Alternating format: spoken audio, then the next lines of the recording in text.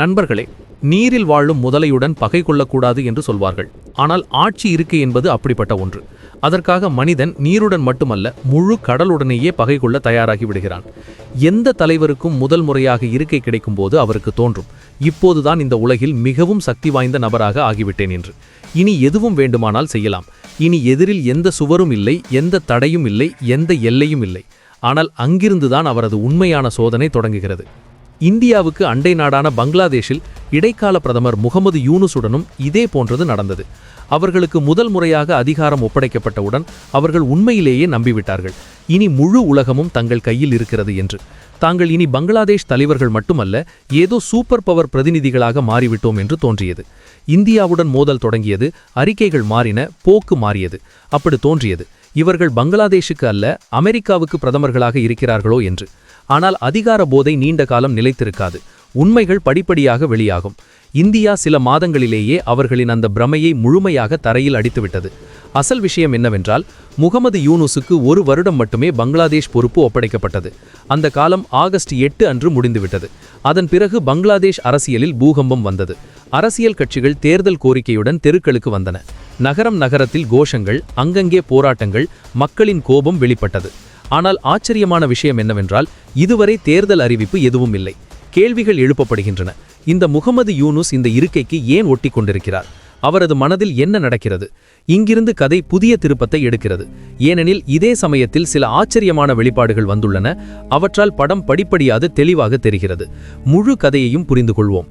ஆனால் அதற்கு முன் இந்த வீடியோவை லைக் செய்யுங்கள், சேனலை சப்ஸ்கிரைப் செய்யுங்கள். உங்களுக்கு 1 செகண்ட் வேலை எங்களுக்கு மிகப்பெரிய உதவியாக இருக்கும். இப்போது கொஞ்சம் பின்னால் செல்வோம். பங்களாதேஷில் ஷேக் ஹசீனா அரசு சரிந்தபோது அவளுக்கு நாட்டை விட்டு செல்ல 24 மணி நேரம் மட்டுமே கொடுத்தார்கள். தேர்ந்தெடுக்கப்பட்ட பிரதமர், வலுவான அரசு, ஒரே அடியில் எல்லாம் முடிந்துவிட்டது. அதே சமயத்தில் பங்களாதேஷ் மாணவர் யூனியன் மற்றும் சில வலுவான குழுக்கள் சேர்ந்து ஒரு ஆச்சரியமான முடிவை எடுத்தன. நாட்டின் பொறுப்பை 1 வருடத்திற்கு பிரான்சில் வசிக்கும் பங்களாதேஷ் வம்சாவளியை சேர்ந்த முகமது யூனுஸ் கைகளில் ஒப்படைத்தன. அதற்கு காரணம், யூனுஸ் நோபல் பரிசு பெற்றவர், சிறந்த பொருளாதார விஞ்ஞானி, உலக அளவில் பெயர் பெற்றவர், அனுபவம் உள்ளவர், புரிதல் உள்ளவர். அவரால் தான் பங்களாதேஷுக்கு புதிய திசை கொடுக்க முடியும் என்று மக்களும் எதிர்பார்ப்புகளை வளர்த்து கொண்டனர். இனி நாட்டின் நிலவை மேம்படுமோ, பொருளாதாரம் நிலை பெறுமோ என்று நினைத்தனர். ஆனால் யூனுஸ் அதிகாரத்தை ஏற்றவுடன் எல்லாம் திரும்ப மாறிவிட்டது. இருக்கையில் அமர்ந்தவுடன் அவரது மனம் மாறிவிட்டது. நாட்டை ஒருங்கிணைக்க வேண்டிய இடத்தில் நாட்டை பிரிக்க தொடங்கினார். இந்தியாவுடன் உறவுகளை சரி செய்ய வேண்டிய இடத்தில் இந்தியாவுடன் போர் பிரகடனம் செய்தார். முதலில் இந்தியா காத்திருந்து பார்க்கும் கொள்கையை பின்பற்றியது. இது தற்காலிக கட்டம் என்று, நிலைமைகள் தானாக சரியாகிவிடும் என்று நினைத்தது. ஆனால் விஷயங்கள் எல்லை மீறிய போது இந்தியாவும் பதிலடி கொடுத்தது. விளைவாக நாட்டின் முன்னேற்றத்திற்கு எதிர்பார்ப்பாக அதிகாரம் ஒப்படைக்கப்பட்ட முகமது யூனுஸ் பங்களாதேஷை வேகமாக அழிவு நோக்கி தள்ளினார். பொருளாதாரம் சரிந்தது, வியாபாரம் பாதிக்கப்பட்டது, முதலீடுகள் நின்றுவிட்டன. சாதாரண மக்களின் இடுப்பு வளைந்து விட்டது. நிலைமைகள் அவ்வளவு தாழ்ந்தன. மக்கள் தெருக்களுக்கு வந்துவிட்டனர். எல்லா திசைகளிலும் யூனுஸுக்கு எதிரான கோஷங்கள் தொடங்கின. அப்போதுதான் நடந்தது மிகப்பெரிய அடி. பங்களாதேஷ் ஜனாதிபதி முகமது ஷஹாபுத்தீன் ஒரு குண்டை வெடிக்கச் செய்தார். பிரதமர் ஷேக் ஹசீனா நாட்டை விட்டு சென்றபோது அவள் இதுவரை தனது ராஜினாமாவை ஜனாதிபதிக்கு சமர்ப்பிக்கவில்லை என்று தெளிவாக கூறினார். ஜனாதிபதி அருகில் அத்தகைய ஆவணம் எதுவும் இல்லை. அவள் அதிகாரப்பூர்வமாக ராஜினாமா கொடுத்தாள் என்று நிரூபிக்கும் ஆவணம் இல்லை. இப்போது யோசியுங்கள், இது உண்மையானால் அதன் அர்த்தம் என்ன? அதன் அர்த்தம், சட்டப்படி முகமது யூனுஸ் அரசு முழுவதும் அரசியலமைப்புக்கு மாறாக மாறிவிடும். ஏனெனில் பிரதமர் ராஜினாமா ஜனாதிபதிக்கு சமர்ப்பிக்கவிட்டால் புதிய பிரதமர் பதவி பிரமாணம் எடுக்க முடியாது. அதாவது யூனுஸ் எடுத்த அத்தனை முடிவுகள், இந்தியாவுக்கு எதிராக எடுத்த நடவடிக்கைகள், வெளியுறவு கொள்கைகள், அத்தனை ஒப்பந்தங்களும் எல்லாமே ஒரு காகிதத்தை விட குறைவான மதிப்புடையவாக மாறிவிடும். இங்கிருந்து பங்களாதேஷ் அரசியலில் புதிய புயல் வருவது உறுதி. அதன் தாக்கம் டாக்காவுக்கு மட்டும் வரம்பிடப்படாது, நேரடியாக நியூ டெல்லி வரை செல்லும். ஏனெனில் இப்போது முகமது யூனுஸ் மீதும் வாள் தொங்குகிறது. ஜனாதிபதி பேச்சு உண்மையானால் யூனுஸுக்கு உடனடியாக இருக்கையை விட்டுவிட வேண்டியதுதான். அவர் வந்த இடத்திற்கே திரும்பிச் செல்ல வேண்டியதுதான். ஆனால் கதை இங்கே முடியவில்லை. அசல் ஆபத்து இன்னும் மீதம் இருக்கிறது. இப்போது மிகப்பெரிய, மிக ஆபத்தான கேள்வி, இந்த அரசு உண்மையிலேயே அரசியலமைப்புக்கு மாறானதானால் சீனா, பாகிஸ்தானுடன் யூனுஸ் அதிகரிக்கும் உறவுகள் என்ன சுட்டிக்காட்டுகின்றன? இந்தியாவுக்கு எதிராக எடுத்த நடவடிக்கைகள் யாருடைய ஆலோசனையின் பேரில் நடக்கின்றன? யூனுஸ் தனது முடிவுகளை தானே எடுக்கிறாரா, அல்லது திரைக்கு பின்னால் ஏதோ சக்தி முழு ஸ்கிரிப்டையும்? அசல் பங்களாதேஷில் இந்தியா எதிர்ப்பு சூழல் உருவான விதம் அது திடீர் விபத்து அல்ல. அது ஒரு சிந்தித்து செய்யப்பட்ட சதிதான். ஷேக் ஹசீனா தொடர்ந்து இந்தியாவுடன் உறவுகளை வலுப்படுத்தினாள். வணிகம் அதிகரித்தது, பாதுகாப்பு ஒத்துழைப்பு அதிகரித்தது, இராஜதந்திர உறவுகள் வலுப்பட்டன. இதே விஷயம் பங்களாதேசில் உள்ள சில தீவிரவாத குழுக்களுக்கு எப்போதும் பிடிக்கவில்லை. ஜமாத்தே இஸ்லாமி, கலிதா ஜியா கட்சிக்கு இது வலி கொடுத்தது. ஷேக் ஹசீனா அரசை அகற்றும் ஸ்கிரிப்ட் எங்கோ இந்தியா எதிர்ப்பு சக்திகளின் ஆலோசனையின் பேரிலேயே எழுதப்பட்டது. முகமது யூனுஸை ஒரு மற்றவர்களின் கட்டளைகளுக்கு கீழ்ப்படிந்து நடப்பவராக முன்கொண்டு வந்தார்கள். அதிகாரம் ஒப்படைத்தார்கள். தெளிவாக ஆலோசனைகள் கொடுத்தார்கள். ஒவ்வொரு அடியும் இந்தியாவுக்கு எதிராக இருக்க வேண்டும் என்று.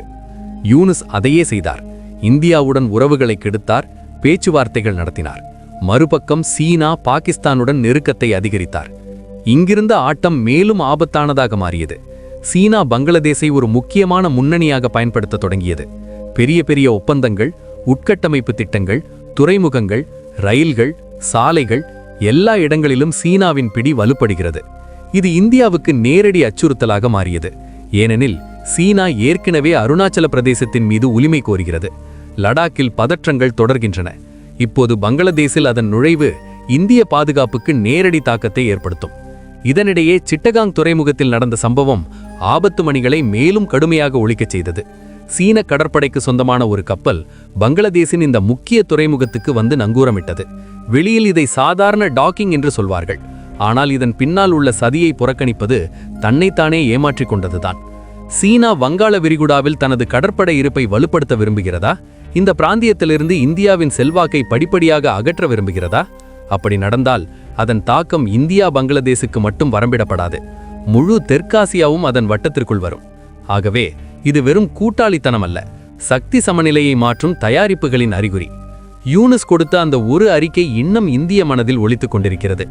இந்தியாவின் வடகிழக்கு மாநிலங்கள் வழியாக சீனா பங்களாதேசை இணைக்கும் பாதை பற்றி பேசினார். அதன் அர்த்தம் வெறும் சாலை அல்லது வணிகம் அல்ல, இந்தியாவின் போர்க்களத்தை துண்டாடுவது போல. ஆனால் உண்மை என்னவென்றால் 1971 முதல் இப்போது வரை இந்தியா பங்களாதேசுக்கு மிகப்பெரிய ஆதரவாளராக இருந்துள்ளது. ஒவ்வொரு போரிலும், ஒவ்வொரு நெருக்கடியிலும், ஒவ்வொரு பேரழிவிலும் இந்தியா அதன் பக்கத்தில் நின்றுள்ளது. ஆனால் இப்போது அதே இந்தியாவுக்கு எதிராக விஷம் கலக்கப்படுகிறது. இப்போது ஜனாதிபதி வெளியிட்ட விஷயம் வந்த பிறகு யூனுஸ் அரசின் அனைத்து முடிவுகளும் சந்தேகத்திற்குரியவையாகின்றன. பெரிய கேள்வி, இந்த அரசை அகற்றுவது யார்? ஷேக் ஹசீனா நாட்டை விட்டு சென்று விட்டாள். யூனுஸ் கடுமையானவாத சக்திகளின் உதவியுடன் நிலைத்திருக்கிறார். ஒரு வருட காலம் கூட முடிந்துவிட்டது. இப்படிப்பட்ட நிலையில் இந்த அரசு ஏதேனும் சட்டவிரோதமானதா? ஆனால் சட்டம் வலிமையில்லாத நாட்டில், தேர்ந்தெடுக்கப்பட்ட அரசு இல்லாத நாட்டில் நிலைமைகள் எந்த திசையில் செல்லும் என்று சொல்வது கஷ்டமல்ல, பயங்கரமானது.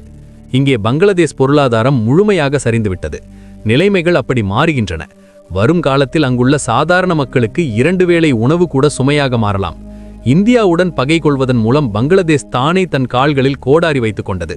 இதில் முகமது யூனுஸை விட அந்த கடுமையானவாத சக்திகளின் கை அதிகம் உள்ளது.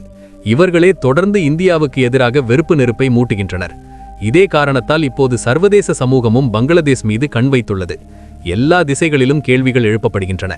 எல்லா திசைகளிலும் கவலை அதிகரிக்கிறது. இப்போது இந்தியா முன் 2 வழிகள் மீதம் இருக்கின்றன. ஒன்று, பங்களாதேசுடன் அனைத்து வகையான உறவுகளையும் துண்டித்து எல்லையில் கடுமையான பாதுகாப்பை அதிகரிப்பது. 2, நிலைமைகள் முழுமையாக கட்டுப்பாட்டை மீறினால் இந்தியாவுக்கு கடுமையான முடிவு எடுக்க வேண்டியதுதான். ஏனெனில் வரலாறு சாட்சி, நிலைமைகள் கைகளில் இருந்து நழுவிவிட்டால் முடிவுகள் டேபிளில் அல்ல, மைதானத்தில் நடக்கும். ஒருவேளை பங்களாதேசில் இதே ஆட்டம் தொடர்ந்தால், இதே சதிகள் தொடர்ந்தால், இதே இந்தியா எதிர்ப்பு தொடர்ந்தால், வரும் காலம் வெறும் பங்களாதேசுக்காக மட்டுமல்ல, முழு தெற்காசியாவுக்காக ஒரு பெரிய பூகம்பத்தை கொண்டு வரும். இப்போது நீங்கள் பார்த்த இந்த வீடியோ மீது உங்கள் கருத்தை கமெண்ட் செய்யுங்கள். அதேபோல் பங்களாதேசில் நடக்கும் கொடுமைகள் மீது என்ன செய்தால் நல்லது என்று தெரியப்படுத்துங்கள். நன்றி. ஜெய் ஹிந்த், ஜெய் பாரத்.